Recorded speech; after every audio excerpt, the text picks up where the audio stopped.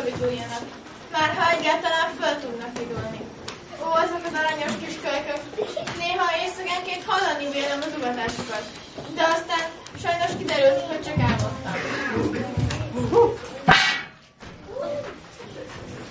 Hogy kerülnek ide ezek a kutyák? Labradori kutyák! Dehogy is, csak be vannak kelve koromban. Pongo! Ha-ha, ő az Pongo!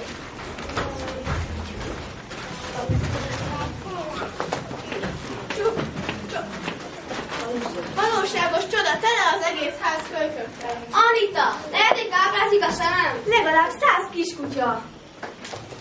36, itt 36 van. Meg 42, 18.